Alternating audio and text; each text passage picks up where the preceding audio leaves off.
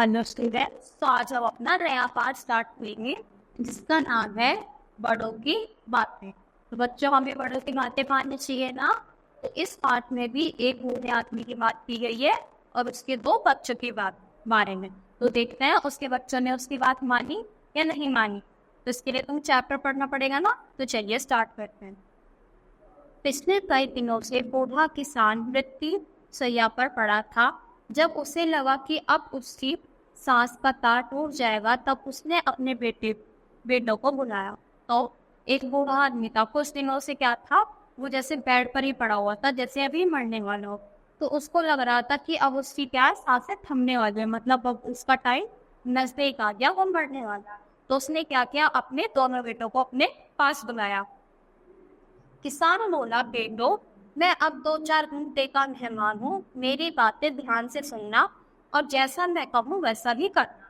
तो वो अपने बेटों से कहता है कि बच्चों, मैं ना कुछ ही दिन का मेहमान हूँ, तो तुम ना मेरी बात मानो और वैसा ही करना।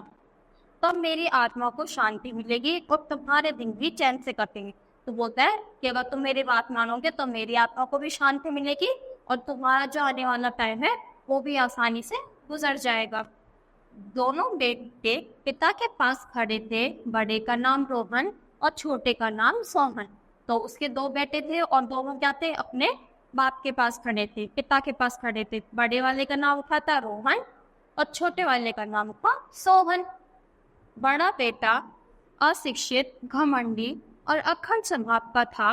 रात दिन बुरे मित्रों के साथ मटर गश्ती करता फिरता था।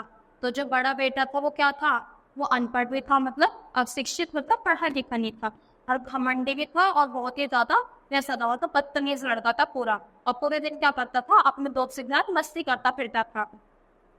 छोटा बेटा आज्ञाकारी, मिलनसार और शिक्षित था। वह बड़ों का आदर करता था और उनकी आज्ञा का पालन करना अपना कर्तव्य समझता था।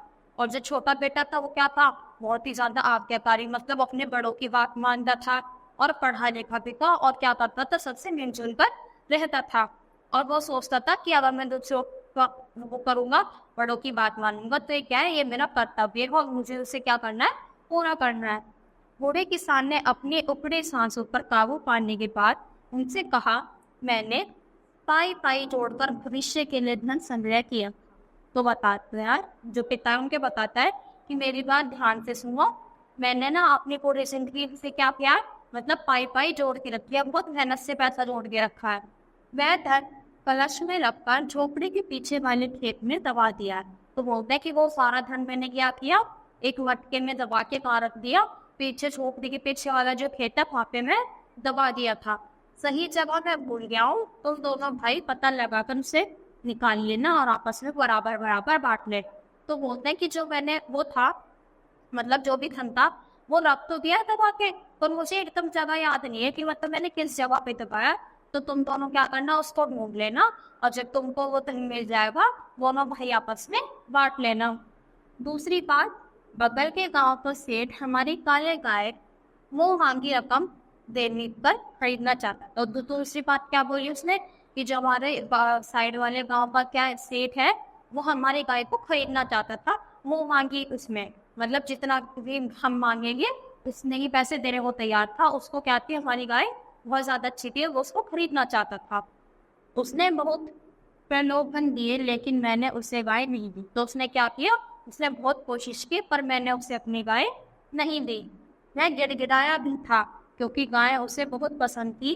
मेरे मृत्यु के बाद गाय उसे दे देना, वरना मेरी आत्मा पर बोझ बना रहेगा। तो बोलते हैं कि वो मेरे आगे गिड़गिड़ाया भी था बहुत ज्यादा, और क्यों, क्योंकि उसे गाय पसंद थी पर मैंने उसे गाय नहीं दी। तो मेरे मरने के बाद वो गाय उसे दे देना, वरना क्या हो जाएगा, मेरी आत्मा पर एक बोझ बना रहेगा। फिर तीसरी बात क्या बोलता है, मैं जब इस गांव में पहली बार आया था तब गर्मी के दिन थे। तो पिताजी बोलते हैं कि जब मैं इस गांव में सबसे पहली बार आया था ना, तो क्या था, बहुत ही ज्यादा गर्मी थी, गर्मियों के दिन चल रहे थे।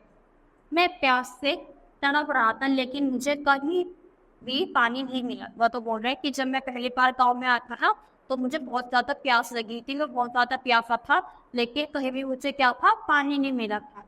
तब से गर्मी का मौसम आते ही मैं राघव गिरोह को पानी पिलाया करता था। मेरी मर्जी के बाद यह काम तुम दोनों करते रहना। इतना कहने के बाद किसान ने प्राण त्यागते। तो बोलता है कि गर्मी का मौसम था और मुझे पानी मिला था, तो तभी से मैं क्या करता हूँ, राह चलते लोगों को क्या करता हूँ, गर्मियों के मौसम आते ही पानी पिलाने लगता हूँ। तो मेरे पास जाने के बाद भी ये काम तुम दोनों भाई मिलकर करना। और इतना तीनों अपनी शर्तें बोलते ही क्या हो जाता है, जो पिता होते हैं उनकी प्राण पखेरु हो जाते हैं, मतलब वो मर जाते हैं।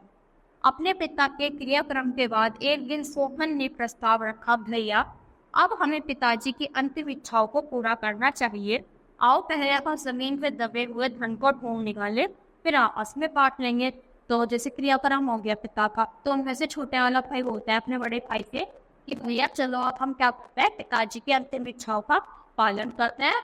तो सबसे पहले हम कहाँ जाएंगे, जमीन में जो धन दबा है उसको ढूंढेंगे और फिर आपस में क्या कर लेंगे, बांट लेंगे। इस पर रोहन हटाकर हंस पड़ा।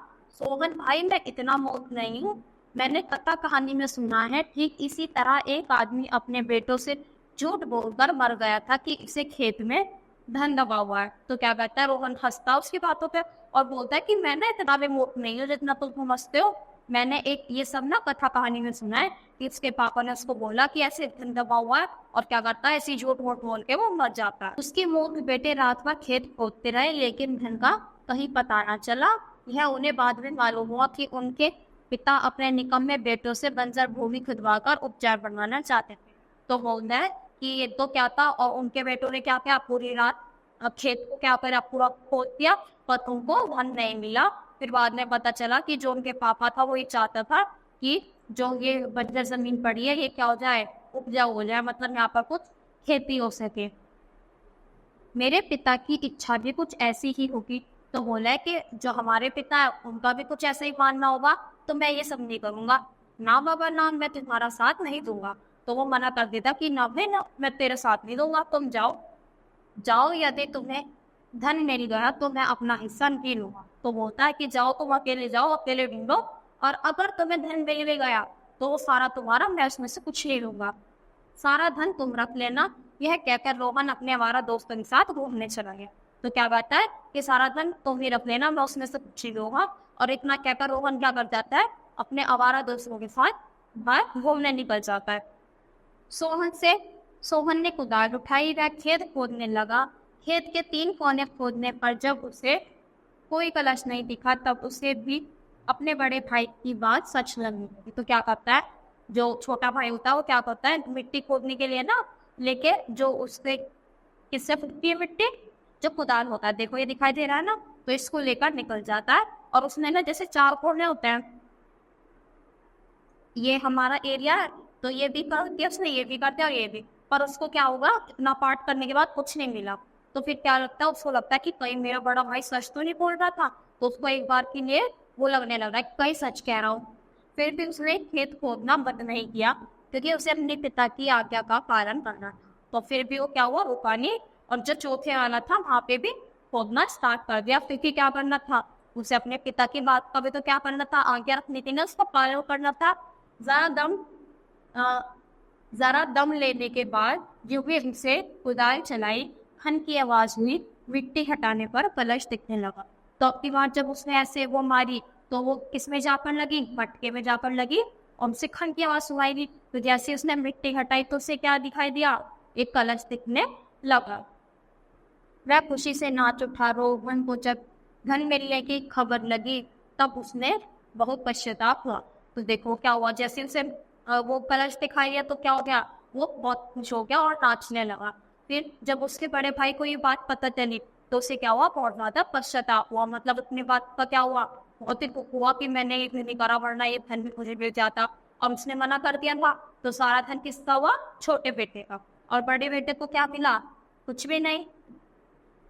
कुछ दिन बाद सोहन ने कहा, रोहन भाई, पिता ने मरते समय सेठ के घर अपनी काली गाय पहुंचाने के लिए कहा था, तुम गाय लेकर चले जाओ, बदले में सेठ जी जो कुछ भी देंगे वह तुम रख लेना, पिता का आदेश भी पूरा हो जाएगा। तो अब छोटा भाई बड़े भाई से कहता है कि पिताजी ने गाय देने को भी कहा था साइड वाले सेठ को, तो तुम क्या करो, अपनी काली गाय वहां पर ले जाओ, और जो भी सेठ पैसे देगा वो तुम रख लेना। और इससे क्या हो जाएगा, जो पिताजी का आदेश है वो भी पालन हो जाएगा, वो भी पूरा हो जाएगा।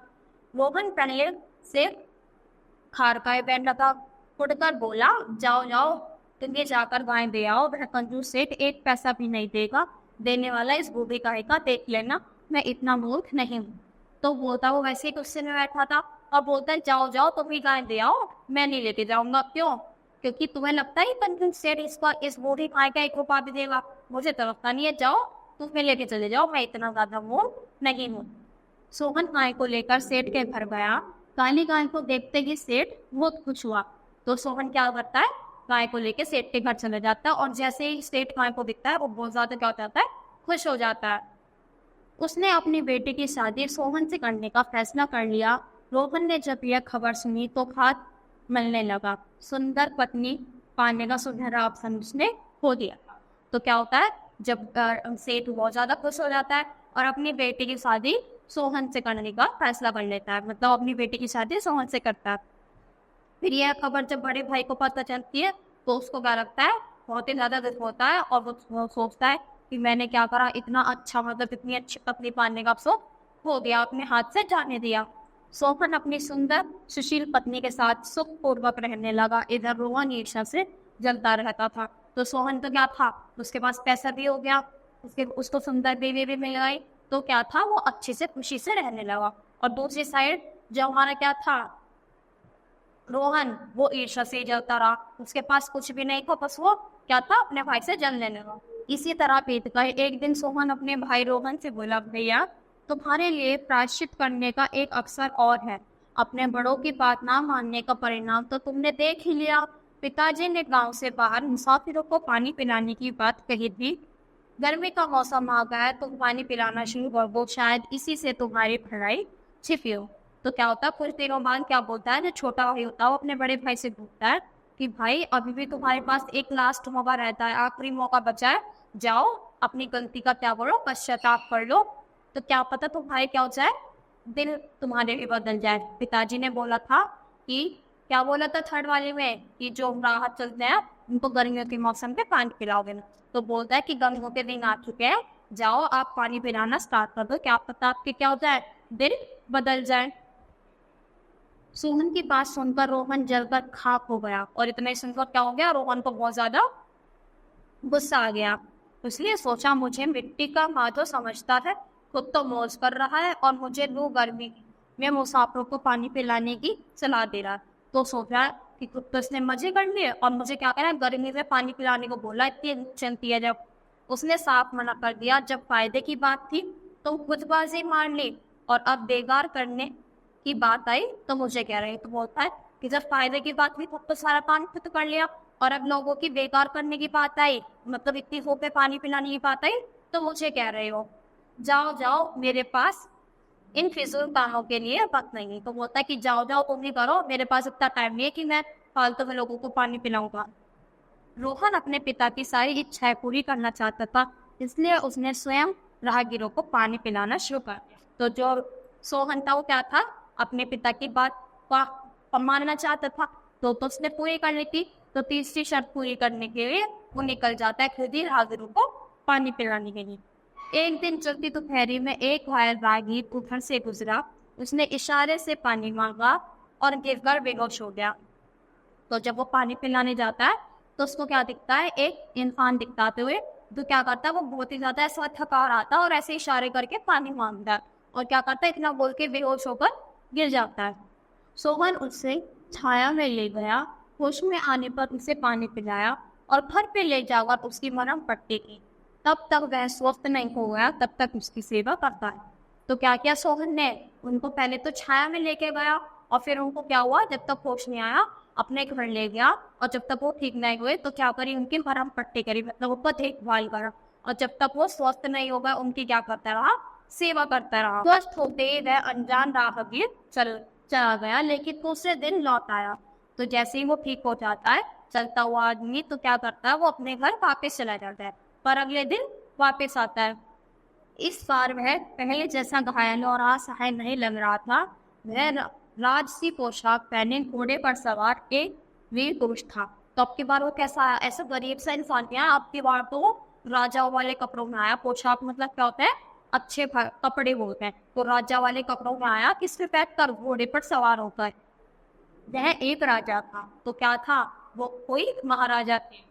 एक दिन दुश्मनों ने उसे पकड़कर कारागार में डाल दिया था। वह किसी तरह कारागार से निकल भागने में सफल हो गया था और भटकते भटकते उसके पास चला गया था। तो क्या था, वो राजा थे वहीं के, पर किसी दिन क्या था, उसे किसी ने पकड़ लिया था। तो वो अपनी जान बचाकर जैसे तैसे कहाँ तक आए थे, सोहन के पास तक आए थे। और वहां पे क्या हो गए थे, वो आके बेहोश हो गए। सोहन की सेवा से वह बहुत प्रभावित हुआ। वह सोहन को अपने साथ लेता गया। तो क्या हुआ, जो सोहन ने उनकी मदद करी थी, उनकी देखभाल करी थी, तो उससे क्या हुए थे, वो बहुत ज्यादा खुश हो गए थे। उसके कोई संतान न थी, इसलिए सोहन राजकुमार बनकर घर बैठने लगा। रोहन गरीबी के दिन गुजारने लगा। तो क्या हुआ, इस राजा उससे बहुत ज्यादा सोहन से क्या हो गए थे, प्रसन्न हो गए थे, क्योंकि उन्होंने उनकी बहुत ज्यादा देखभाल करी थी और उसको अपने कान ले गए थे, घर ले गए थे। क्योंकि राजा का कोई बेटा भी नहीं था, तो उन्होंने सोहन को बेटा बनाकर क्या ले गए, अपने महल में ले गए। और इधर जो हमारा कौन था, रोहन था, उसके क्या हुए, गरीबी के दिन चलते हैं और वो अकेला रह गया। तो इस पार्ट से हमको क्या समझ आता है बच्चों, कि हमको क्या करना चाहिए, अच्छा बनना चाहिए, हमेशा लोगों की भलाई करनी चाहिए। तो वापस में हमको भी क्या मिलेगा, अच्छाई मिलेगी, और लोगों को क्या मिलेगी, क्या मिलेगी उसकी, जैसे हम कुछ काम करते हैं तो उनकी दुआएं मिलती है ना। तो अगर हम अच्छा काम करेंगे तो उनकी दुआएं भी मिलेगी और हमारे लिए अच्छा भी होगा।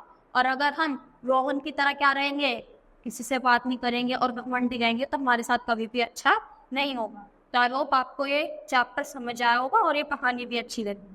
तो आज के लिए इतना ही, थैंक यू।